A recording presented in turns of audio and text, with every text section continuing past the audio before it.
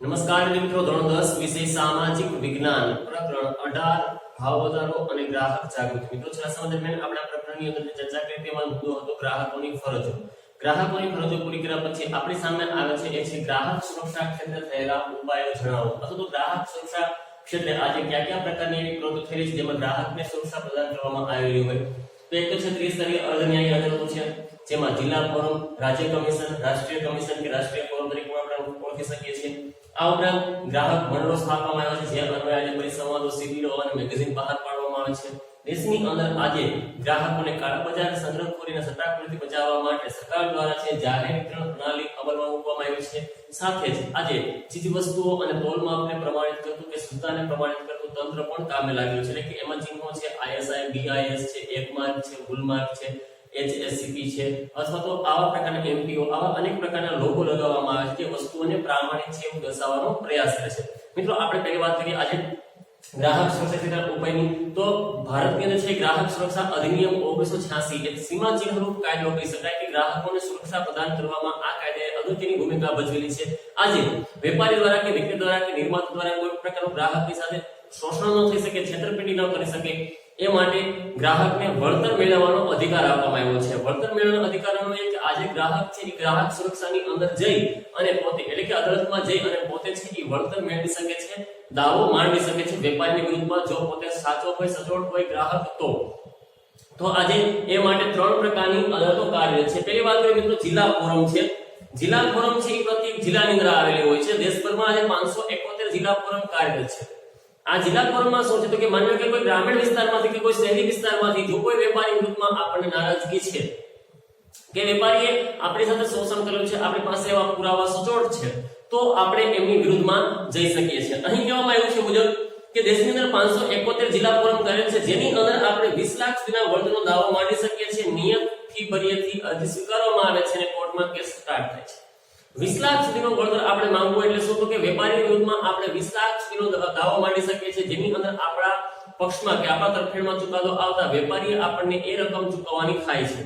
હવે માની લો કે આપણે જે છે સાચા છીએ ગ્રાહક તરીકે અને વેપારી છે દોષિત સાબિત થાય છે.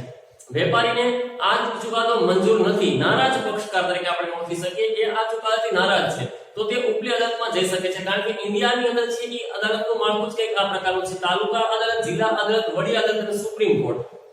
તાલુકા અદાલત, જિલ્લા અદાલત દિવાળી કે ફોજદારી મુકદ્દમા ચલાવવામાં આવતા હોય, ત્યારબાદથી કે વડી અદાલત કે હાઈકોર્ટમાં જઈ શકે. પ્રત્યેક રાજ્યમાં એક હાઈકોર્ટ આવેલી હોય છે અને એનાથી નારાજ થયેલો પક્ષકાર છે તે સુપ્રીમ કોર્ટની અંદર અરજી દાખલ કરવા માટે પણ હકદાર કહી શકાય. સુપ્રીમ કોર્ટ એટલે કે સર્વોચ્ચ અદાલત જે દિલ્હીની અંદર આવેલી હોય છે, જો એમનો ચુકાદો આપ્યા પછી જે છે કોઈ વ્યક્તિને નારાજ પક્ષકાર છે તેની પાસે બીજો કોઈ વિકલ્પ રહેતો નથી, એમને ચુકાદો સ્વીકારવો પડતો હોય છે. એટલે માની લો કે 20 લાખ રૂપિયાનો વળતરનો દાવો માંડ્યા પછી વેપારી દોષિત સાબિત થાય છે. વેપારીએ આપણે જે 20 લાખ સુધીમાં કોઈ પણ પ્રકારના લાખ 2 લાખ રૂપિયાનો જે દાવો માંડ્યો છે રકમ આપવાની થાય છે, પણ એ નારાજ છે કે આ ચુકાદો એને મંજૂર નથી, કે પોતે સાચો છે અને ગ્રાહક ખોટો છે એવું માને છે, તો એ પોતે ઉપલી અદાલતમાં જવા માટે હકદાર કહી શકાય. પણ એમણે 30 દિવસની અંદર આ પ્રોસેસ પૂરી કરવી પડશે. 30 દિવસની અંદર છે એને રાજ્ય કમિશનમાં અપીલ દાખલ કરવી પડતી હોય છે. ત્યાં સુધીમાં વળતરના દાવાની રકમના 50% અથવા 25,000 બેમાંથી જે ઓછું હોય તે કોર્ટની અંદર ડિપોઝિટ પેટે જમા કરાવી અને પોતે ઉપલી અદાલતમાં જઈ શકે છે. ભવિષ્યની અંદર ઉપલી અદાલતે આપેલા ચુકાદામાં છે એ ચુકાદો વેપારીના તરફેણમાં આવે તો એમને આ 25,000 ડિપોઝિટ છે એ મળવાપાત્ર પરત મળવાપાત્ર કહી શકાય. પણ માન્યો કે ઉપલી અદાલતો પણ છે એ એકંદરે વિરોધ કરે છે, તો એ પણ એમને વેપારીને દોષી સાબિત કરે છે, તો એમની આ 25,000 ની ડિપોઝિટ જપ્ત થાય છે, તો એ છે એને ગુમાવવાનો વારો આવતો હોય છે. એટલે યાદ રાખજો, પ્રત્યેક જિલ્લામાં જે છે એ જિલ્લા ફોરમ હોય. ગ્રાહક શરૂઆતમાં પોતાની અપીલ છે એ જિલ્લા ફોરમથી કરતો હોય છે. 20 લાખ રૂપિયા સુધીના વળતરના દાવાની અરજી કરી શકતો હોય છે.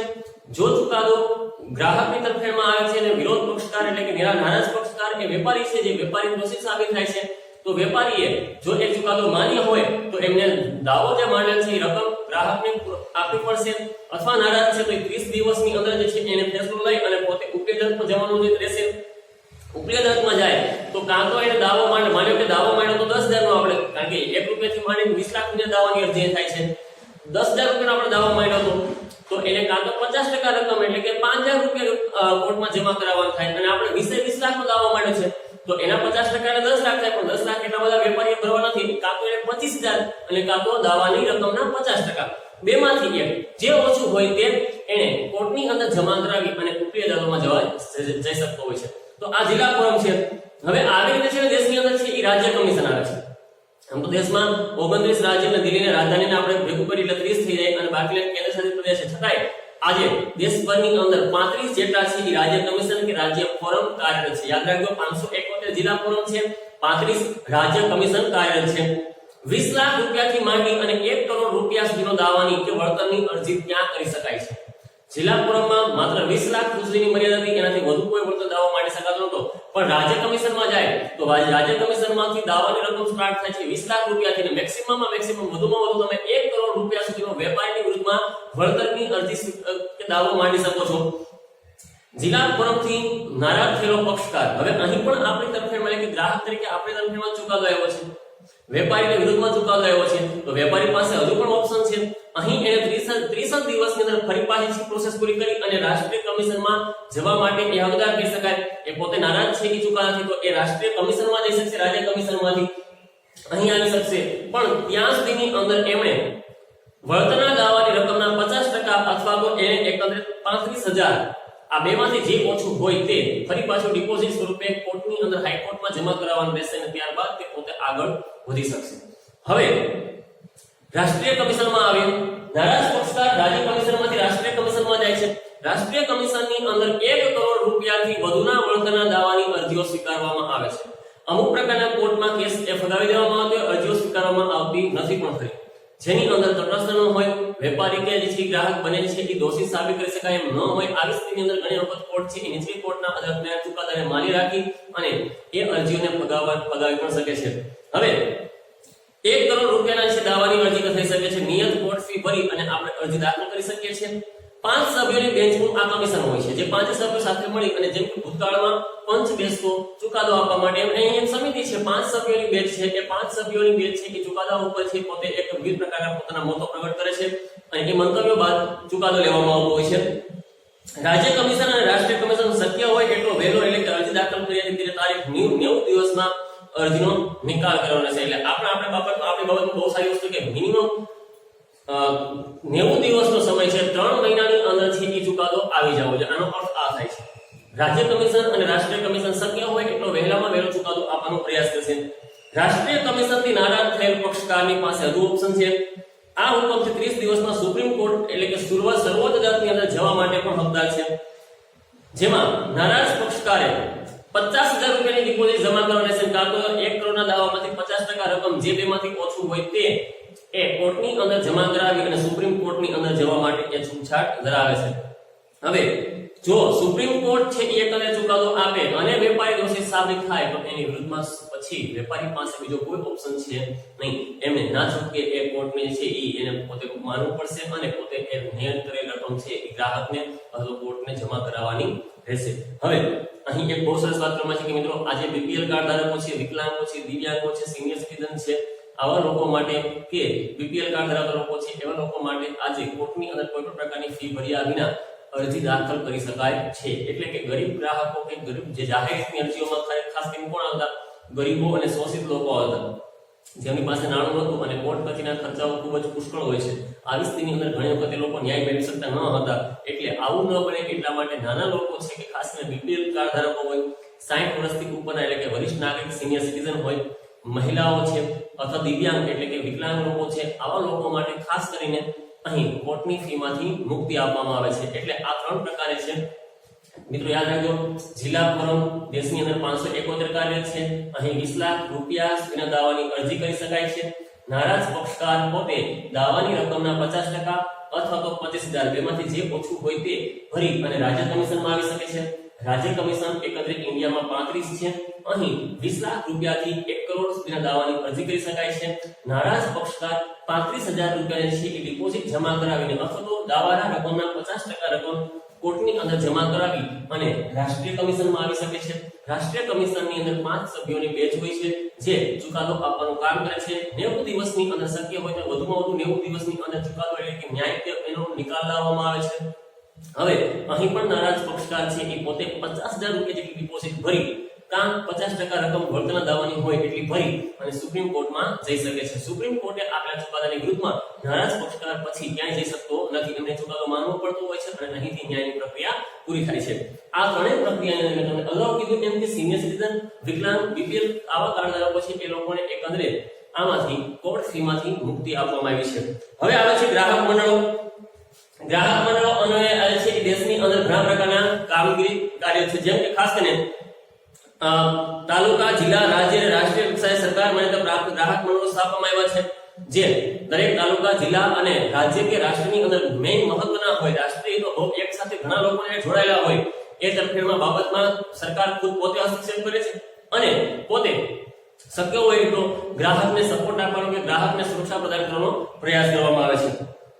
આ ઉપરાંત ગ્રાહક મંડળો કે પરિષદો બિનરાજકીય અને બિનધંધાકીય કારણે ગ્રાહકો દ્વારા સ્વૈચ્છિક રીતે રચાયેલા ગ્રાહક મંડળો પણ છે, જે આજે સ્વૈચ્છિક ધોરણે પોતાના પ્રાંતની અંદર કે આજુબાજુના વિસ્તારમાં અશિક્ષિત લોકો છે એવા લોકો જો આ વેપારી દ્વારા શોષણમાં ભોગ બન્યા હોય તો આવા મંડળો આજે એ ગ્રાહકો વતી કોર્ટની અંદર કેસ લડવાનો પણ પ્રયાસ કરી રહ્યા છે. આ ઉપરાંત સરકારે વખતના પ્રયાસો કર્યા છે. ગ્રાહક સુરક્ષા ક્ષેત્રે જે છે કે સરકાર આજે તમને અગાઉ કીધું કે જાગો ગ્રાહક જાગો જેવી જાહેરાત આપી અને અશિક્ષિત જેવા લોકોને છે એ દ્રશ્ય માધ્યમ એટલે કે ટેલિવિઝનની અંદર જાહેરાતો આપીને પણ જાગૃત કરવાનો પ્રયાસ કરે છે. વખત સરકાર આની ઉપર પરિસંવાદો, સેમિનાર પણ યોજે છે. ગ્રામીણ વિસ્તારમાં ગ્રાહકોને જાગૃત કરવા માટે ઘણી વખત અમુક પ્રકારનો ચર્ચા સભાઓ પણ યોજવામાં આવે છે, પરિસંવાદો પણ ગોઠવવામાં આવે છે. શિક્ષિત લોકો માટે આજે ગ્રાહક મંડળો દ્વારા અમુક પ્રકારના મેગેઝિન બહાર પાડવામાં આવે છે. ખાસ કરીને યાદ રાખજો મિત્રો, અહીં ગ્રાહક સુરક્ષા નામનું મેગેઝિન છે, ઇનસાઇટ નામનું મેગેઝિન છે અને ધી કન્ઝ્યુમર, આ ત્રણ પ્રકારના મેગેઝિન છે એ એકંદરે ગ્રાહકોને જાગૃતિ તરફ પ્રયાસ કરે છે કે ગ્રાહક એ વાંચે, અભ્યાસ કરે, ભૂતકાળમાં આવી કોઈ ઘટના બની હોય, વેપારીની વિરુદ્ધમાં ચુકાદો આવેલો હોય અને વેપારીને છે એ એકંદરે એમાં દોષિત સાબિત કરી અને અમુક પ્રકારના જે છે એ કોર્ટની અંદરથી એના દંડ કે સજા ફટકારવામાં આવ્યો હોય તો એના લેખ એમાં રાખવામાં આવે છે, જેથી કરીને સામેવાળો વ્યક્તિ કે સમજનાર વાંચનાર વ્યક્તિ છે એ પોતે જો આવી કોઈ પણ ઘટનાનો ભોગ બનતો હોય તો તે પોતે પણ કોર્ટની અંદર જઈ અને સુરક્ષા મેળવવા માટે કે કોર્ટની અંદર જઈ અને કેસ કરી અને પોતે પણ વળતર મેળવી શકે. એટલે આજે સરકાર દ્વારા આ પ્રકારના મેગેઝિન બહાર પાડવામાં આવે છે. આ ઉપરાંત એક મિત્રો બોલાવી યુવાથી ગ્રાહક મંચ નામનું પણ દ્વિમાસિક મેગેઝિન બહાર પાડવામાં આવે છે, જે દર 2 મહિને કે વર્ષની અંદર 6 વખત પ્રગટ થતું હોય છે. આવા મેગેઝિનની અંદર પણ આજે ગ્રાહક સુરક્ષા ક્ષેત્રે મોટાભાગની ચર્ચાઓ કરવામાં આવતી હોય છે. એટલે શક્ય હોય ત્યાં સુધી સરકાર કે ગ્રાહક મંડળો આજે ગ્રાહકો જાગૃત થાય તે માટેના પ્રયાસો વખત કરતી રહેતી હોય છે. આજે ગૃહ છે એ જાહેર વિતરણ વ્યવસ્થા, પબ્લિક ડિસ્ટ્રીબ્યુટ સિસ્ટમ કહી શકાય, ફેર પ્રાઇસ શોપ્સ, વાજબી ભાવની દુકાનો તરીકે પણ આપણે ઓળખી શકીએ છીએ. મિત્રો તમે આ મુદ્દાઓ એટલા માટે બહુ ચર્ચા નહીં કરો કારણ કે આપણે આ ભાવ નિયંત્રણમાં લેવાના ઉપાયની અંદર આખો 3 માર્કની ટૂંકમાં સ્વરૂપે અભ્યાસ કરી ચૂક્યા છે. છતાં પણ જાહેર વિતરણ વ્યવસ્થા એટલે એક એવા પ્રકારની વ્યવસ્થા જ્યાં બીપીએલ કાર્ડ ધારકોને, બિલો પોવર્ટી લાઇન હેઠળ રહેતા કાર્ડ ધારકો કે રાશન કાર્ડ ધારકોને આજે સરકાર દ્વારા છે એ સાવ રાહત દરે છે એ અનાજ, કેરોસીન, ખાંડ, તેલ, ચોખા, સાબુ જેવા પ્રકારની વસ્તુઓ, આવશ્યક વસ્તુઓ જેને કહી શકાય કે પૂરી પાડવામાં આવે છે, જેથી કરીને ગ્રાહકોએ કરિયાણા કે ખાનગી દુકાનોની અંદર છે એ મનગણત ભાવોથી પોતે બચી શકે. વેપારીઓ કે જથ્થાબંધ જે છે એ વેપારીઓ છે આજે જથ્થો ન રાખે અને સ્ટોક કરી અને અછત ન કરે અને કાળા બજાર કરવાનો પ્રયાસ ન કરે, એટલા માટે આજે આ પ્રણાલી ગ્રાહક સુરક્ષા ક્ષેત્રે શ્રેષ્ઠમાં શ્રેષ્ઠ પ્રણાલી કહી શકાય. કારણ કે જો કોઈ વેપારી આ પ્રકારનો પ્રયાસ કરવા જશે, વધુ ભાવ મેળવવાનો પ્રયાસ કરવા જાય તો બનશે એવું કે કદાચ ગ્રાહકો એ જગ્યાએથી અનાજ આજે કારણ કે મધ્યમ વર્ગ અને શ્રીમંત વર્ગ મોટા ભાગેમાંથી જથ્થો લઈ રહ્યા છે, પરંતુ રાશન કાર્ડ તો પોતે પણ ધરાવે છે મધ્યમ વર્ગના લોકો. તો ઘણી વખત જો વેપારીઓ આ રીતે વધુ ભાવ લેવાનો પ્રયાસ કરશે તો જે તે પ્રાંતના લોકો છે એ જગ્યાએથી વસ્તુ ખરીદવાની જગ્યાએ સરકાર તરફથી આપવામાં આવતા ₹1 લેખે કિલો બાજરી, ₹2 લેખે કિલો ઘઉં અને ₹3 લેખે કિલો ચોખા જે આપવામાં આવે છે એ જાહેર વિતરણ વ્યવસ્થામાં જઈ અને પોતે અનાજનો પુરવઠો ખરીદી લેશે. આ સિવાયની અનેક વસ્તુ આપવામાં આવી છે. રાજ્યની માંગ કે રાજ્યની વસ્તી કે પ્રાદેશિક માંગને આધારે ત્યાં વસ્તુનો પુરવઠો ઉપલબ્ધ કરાવવામાં આવતો હોય છે, જેમાં કેન્દ્ર સરકાર અને રાજ્ય સરકારનો અનેક પ્રકારનો સહયોગ હોય છે. એટલે સબસિડી સ્વરૂપે આપવામાં આવતી છે, જેમ કે રાંધણ ગેસ ઉપર સબસિડી આપવામાં આવતી હોય છે. તો આવી આવશ્યક વસ્તુઓ સરળતાથી જે ગ્રાહકોને મળી રહે, વેપારીઓ કાળા બજાર ન કરે એ અટકાવવા માટે થઈ અને આ પ્રણાલી હંમેશા કામ કરતી હોય છે. હવે આજે આપણે ત્યાં સુધી સીમિત રાખીએ છીએ જાહેર વિતરણ પ્રણાલી સુધી. ચોથો ટોપિક આનો આવે છે કે તોલમાપ અને ચીજવસ્તુઓની શુદ્ધતાને પ્રમાણિત કરતું તંત્ર, એ પણ ગ્રાહક સુરક્ષા ક્ષેત્રે કામગીરી કરે છે, જે હવે પછીના લેક્ચર દરમિયાન આપણે અભ્યાસ કરીશું. મિત્રો આજે તમારા હોમવર્કની અંદર છે એક પ્રશ્ન લખવાનો છે, ત્રિસ્તરીય અર્ધ ન્યાયિક અદાલતો વિશે માહિતી આપો. જિલ્લા ફોરમ, રાજ્ય કમિશન અને રાષ્ટ્રીય કમિશન આ ત્રણ મુદ્દાઓ આપે આપની ફેરબુકની અંદર લખવાના છે. ઘણી વખત બોર્ડની પરીક્ષા કે સામાન્ય પરીક્ષાઓની અંદર આ પ્રશ્ન જિલ્લા ફોરમ એટલે શું, રાજ્ય કમિશન એટલે શું, રાષ્ટ્રીય કમિશન એટલે શું, આમ બે માર્કની અંદર પ્રશ્ન પૂછાઈ શકતા હોય. અથવા 3 ગુણમાં પ્રશ્ન પૂછવો હોય તો જિલ્લા ફોરમ અને રાજ્ય કમિશન વિશે માહિતી આપો. માત્ર 3 માર્કની અંદર 3 લઈ લેવા હોય તો ત્રિસ્તરીય અર્ધ ન્યાયિક અદાલતો વિશે ટૂંકમાં માહિતી આપો. આ રીતે પણ પ્રશ્ન બનાવી શકાતો હોય છે. એટલે આ પ્રશ્ન અગત્યનો છે, આપણે આપણી ફેરબુકની અંદર લખવાનો છે. આજના લેક્ચર આપણે સમાપ્ત કરીએ છીએ. ધન્યવાદ.